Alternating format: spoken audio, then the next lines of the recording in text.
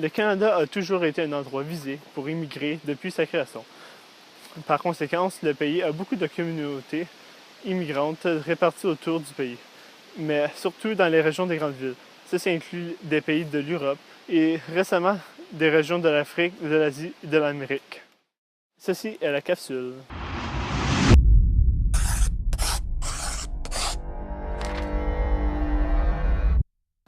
Pendant 20 années, de 1946 à 1966, près de 30 000 immigrants des Caraïbes ont été accueillis au Canada. Aussi, 12 000 immigrants par année ont été accueillis au Canada.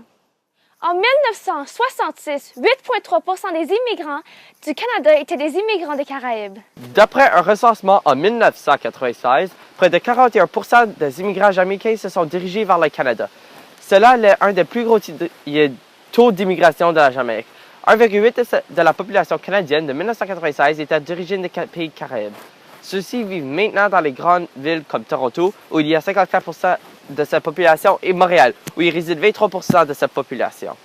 Cependant, dans les années 2000, le Canada a fermé leurs portes aux immigrants, donc cela a entraîné beaucoup de vagues d'immigrants illégaux. Le Canada a eu besoin d'immigrants pour faire rouler l'économie du pays, puisque leur population était petite comparée à la grosseur du pays. Ceci est pourquoi ils ont rouvert leurs portes pour les immigrants des Caraïbes.